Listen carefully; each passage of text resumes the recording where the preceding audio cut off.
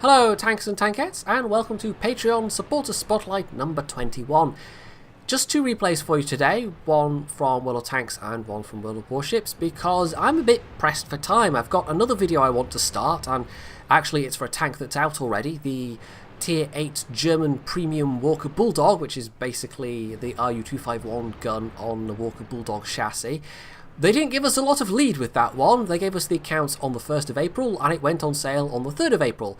And I've only got one sort of half-decent replay for that so far. I've not had a lot of chance to play World of Tanks because I've just been busy over the last couple of days. Friday was April 1st, so Thursday, Friday I was very busy.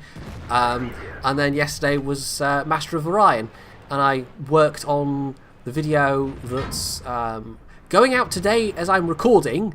And then obviously tomorrow, yesterday in fact, tomorrow is yesterday. There's a good Star Trek episode. Wow, that was a pretty big tangent even for me. Anyway, I'm sidetracking myself, but basically, yeah, I just haven't had the time to sit down and play it very much. And it wasn't even just that one tank. There's another one that's come out as well, the Turan 3 prototype, which is a German Tier 5 premium medium tank.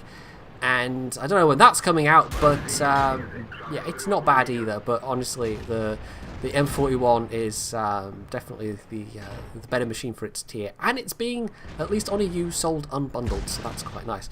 Anyway, enough about that. Those videos will appear over the next couple of days, and you know, at some point I've also got to get prepared for going to Poland and start packing for that kind of thing as well. So yeah, this week's going to be busy. It's going to be busy.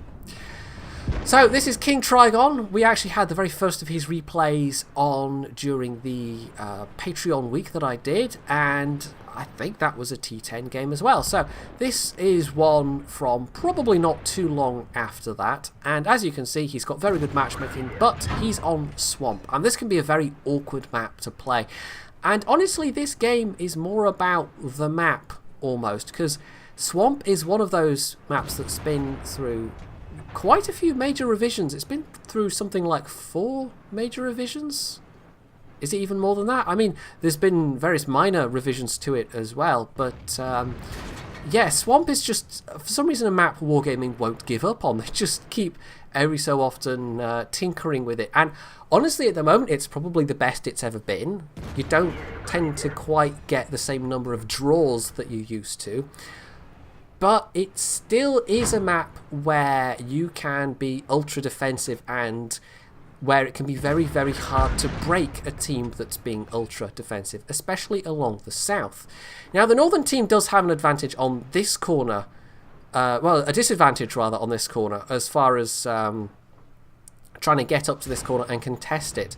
Because not only, I mean, in this case it was just, they didn't have the numbers, so they hung back, but even if they had had the numbers and pushed round, there is a spot in H5 where you can actually sit and snipe at tanks trying to get up to this corner. And it makes being aggressive on this corner really hard, because even if you're in a faster tank and you're trying to push up and around to use the terrain in K1 and K2, there's a very good chance that you're just going to get whacked in the side by tank destroyers and lose a lot of health in the process. In the progress? No, definitely in the process. So the map is not particularly great from the north spawn. The south spawn, well, you've got this advantage from being able to shoot people as they come up. You've got the advantage of, if you can get here quick enough, this is much better defensible terrain. There's the castle ruins here. And although, I mean, we saw what happened with the T-28 HTC that tried to push out. He just got nuked by the firing line of tank destroyers. But if you don't get impatient and rush forward like that, like the south, the north spawn, trying to push into just this area here generally is tough. And of course there's the other flank, but then defending the other flank from the south is also relatively easy, especially when there's no artillery. So yeah, it's improved on what it used to be, but it's definitely, without a team that's being coordinated, it's very hard to break that kind of turtle formation, almost, if you like, that can occur and is going to occur. I'm going to give that away right now, because at the moment Trigon's team is well down on numbers. Now, he was able to take out the E75, who, I mean, the E75 and the T32, honestly, like I said, they were at a natural disadvantage, and Trigon himself doesn't have great gun depression. I don't even know what words I was trying to get out there. I mean, the ST1 would have done better there in terms of gun depression, but the E75 made the fatal mistake of then trying to come up at a very late stage, and of course that exposes lower front plate. So Trigon was having some difficulty hitting the commander's hatch, just with the natural RNG of World of Tanks, but in the end he was able to take him out fairly easily. And of course the T-32, well, with the squashy hull, it wasn't that big of a challenge. Now we've skipped on ahead a little bit, and Trigon bounced another shot from the Waffle Panzer IV, who actually whacked him for a hit earlier, and he's taken a little more HE damage from the now dead T-32 in the meantime. But he pushes his luck a bit, he pokes again and gets tracked by the Tiger, and rather than risk sitting there to repair, uses his premium repair kit. So he doesn't have that available anymore. The enemy team, meanwhile, is really doing the wrong thing. They have a numbers advantage. Now, it's not as big as before we made the jump. I mean, there were some allies that went up to that northeast corner and just got overwhelmed and surrounded and taken out. But even though there's now just Trigon and this Tier 8 premium platoon, and the enemy team did have more than 2-to-1 advantage, but they are making the fatal mistake of going in dribs and drabs. If they had made a coordinated push, they might have had a chance. But as it is, because it's so easy to defend, especially against an uncoordinated enemy, I mean, the enemy team did not help themselves here at all. This has ended up being actually a very even fight, even though for a lot of it, the enemy team had a big numbers advantage. And one of the reasons is, just along this line here, this bit of terrain, it's very, very easy for people to support each other. Now, the WZ is down, but, well, Trigon doesn't really have to worry about anything from the 9-0 line. We know where the last couple of tanks are.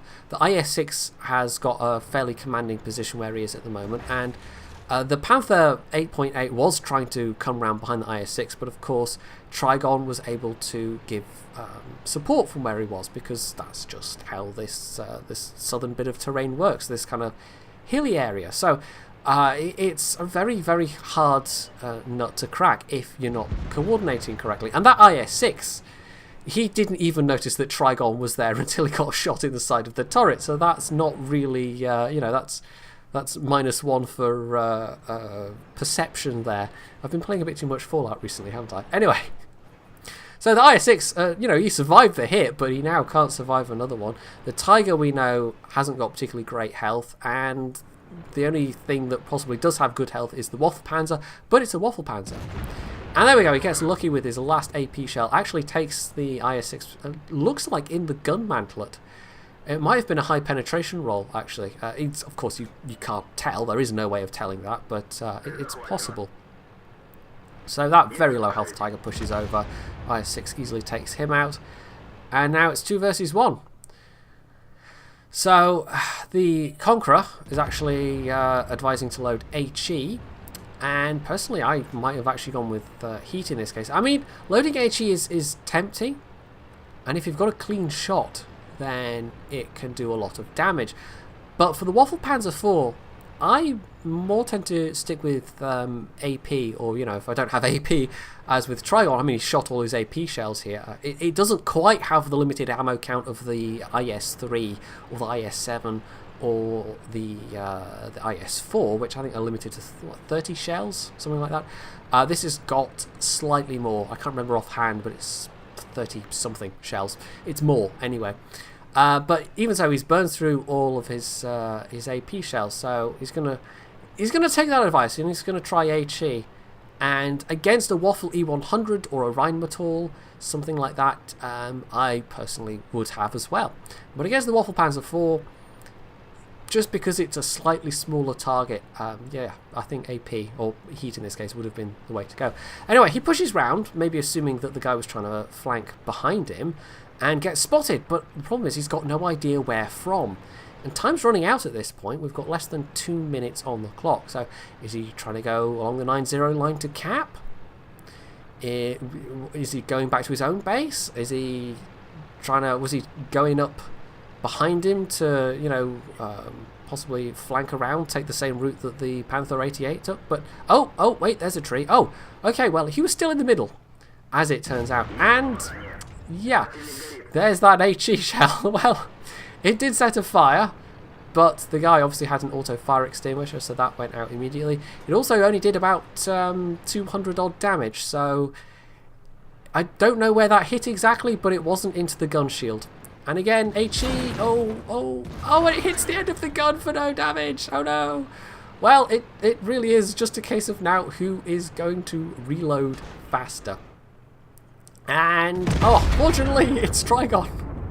Now, I think the ram there, the nudge, did a bit of damage, so without it, it would have been all down to an RNG roll, but because he nudged into the guy, that took off like 100 health, and that made it a guaranteed kill. So that, going forward and giving him that little love tap was actually enough to absolutely guarantee the win. Otherwise, it would have come down to just a dice roll at the end there. But yeah, if he'd shot heat, though, that would have been a much more certain thing. Although heat into the end of the gun obviously wouldn't do anything either.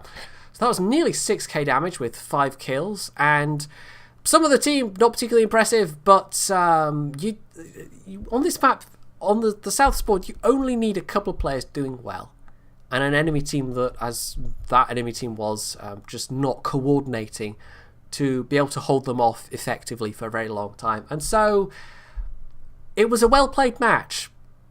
But coming back from those kind of numbers on a different map would have been a very different scenario entirely. Next up, we have our Warships game, and this time it is Yachty70 in the Fujin. He's actually in a tier 7 game, but in Warships that kind of thing matters a little bit less, especially when you're in a destroyer, a Japanese destroyer especially.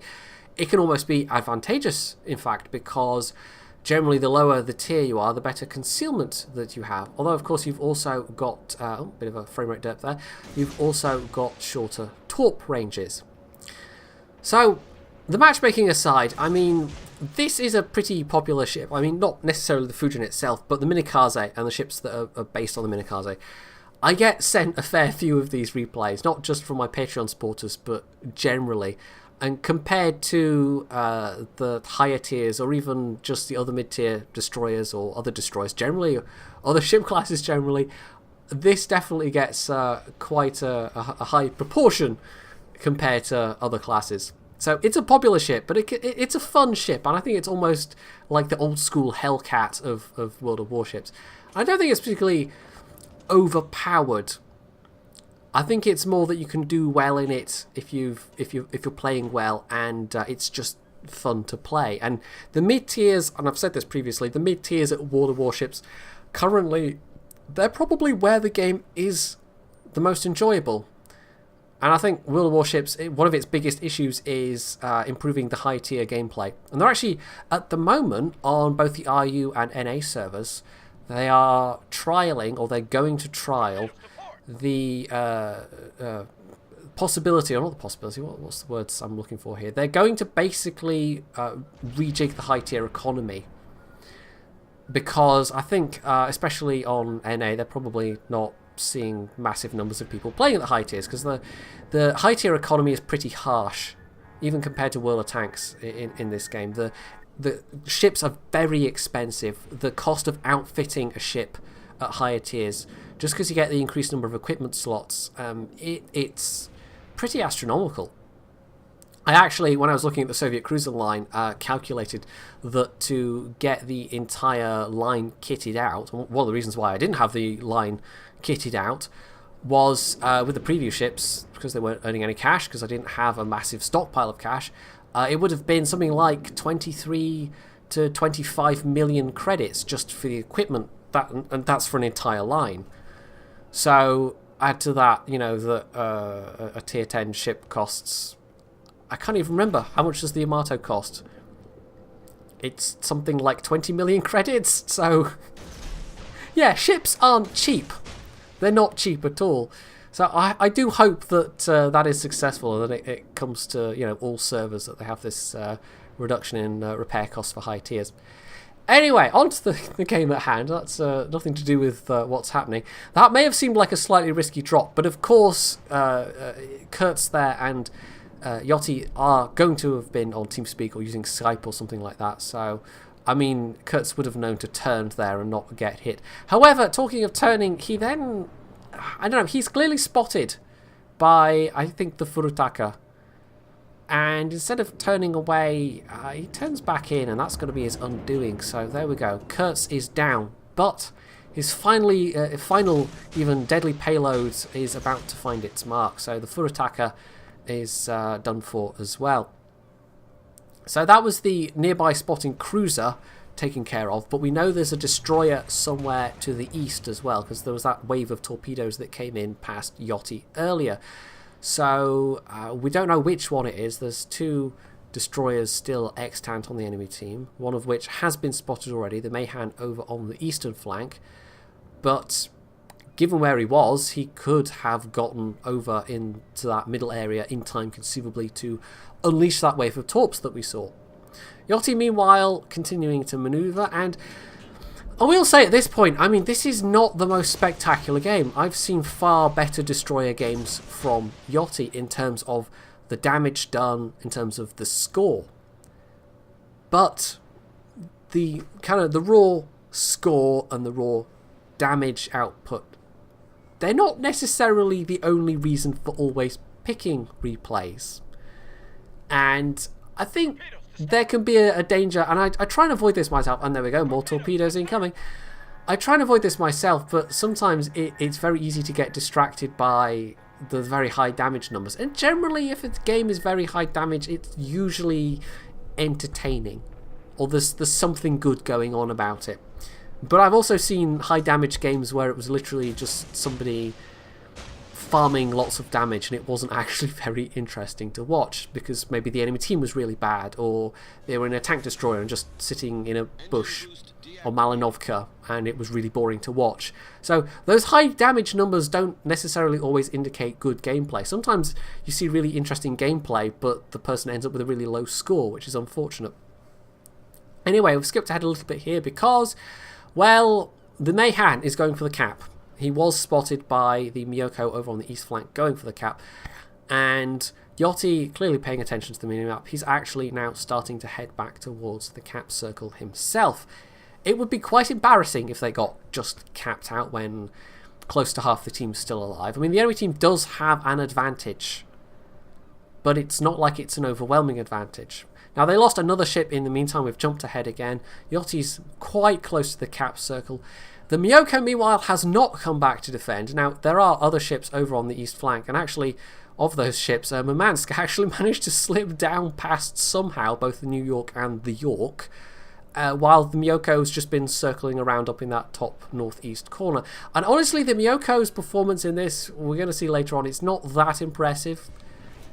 He seems to be a particularly passive player, but anyway, oh, there's the Mayhem, that's a bit of luck, and talking of luck, he just got detonated. Yes, the very first shell, so not only was he close enough that Yachty was just able to come around the island and spot him and not have to go hunting through the cap circle, but he then detonated the guy. So how's that for RNG?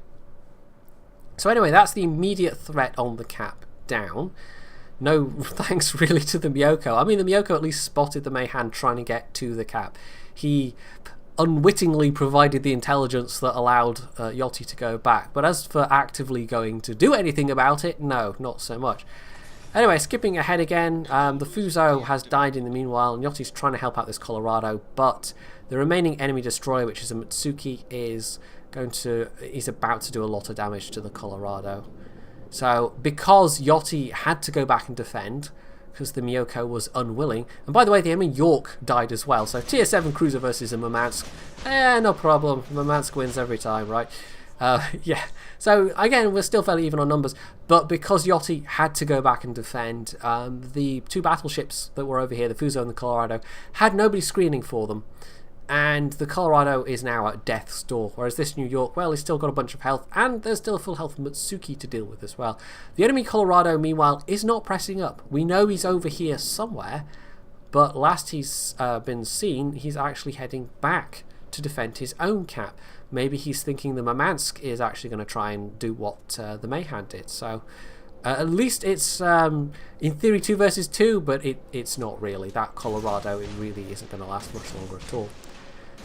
So Yachty's just trying to make a drop on the New York, and honestly, given the New York was probably having his guns pointed at the Colorado, I'd have been much more aggressive at this stage, although the Matsuki is very close by as well. I'm not saying it wouldn't have been a risk, but personally, I might have actually tried to get a lot closer to the New York. However, that would have completely, blown my cover in doing so. So, yeah, maybe Yachty's making the right call here. He is just trying to drop these at range. And one of them does actually even hit, so that's good. This guy is now maybe 2 hits. Actually, it probably will be 2 hits away from sinking. So that just leaves the Matsuki to deal with at that point. At least in the immediate future. The Colorado's still alive as well somewhere, of course.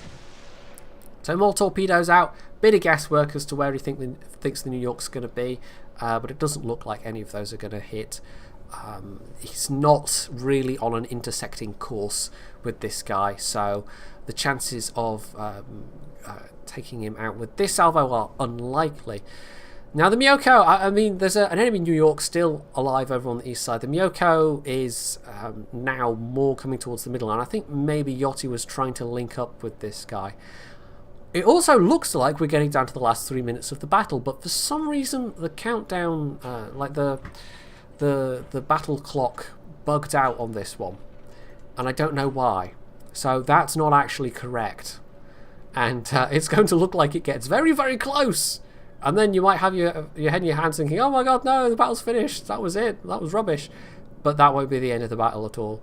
So he's closing the distance on the New York. He might actually now be able to intersect this guy. The Matsuki we have not seen. Personally, that makes me really suspicious that he's going to go for the cap and try what the Mayhan did. If he's not close enough to the New York to be spotted, then yeah, he's maybe not there. I mean, the Matsuki's still got a fairly good concealment value, but the Fujin beats it. But it's not by a huge margin. So it's one of those things that if you're in a tier 5 destroyer against like a tier 7 destroyer, for instance, you're probably going to have a bigger advantage than a tier 5 versus tier 6. So the Matsuki, I mean, it doesn't have a lot of firepower to work with, but still, it's not an opponent to be taken lightly. Anyway, that particular salvo, 2 of those strike home, and the New York is done for, so that's fine.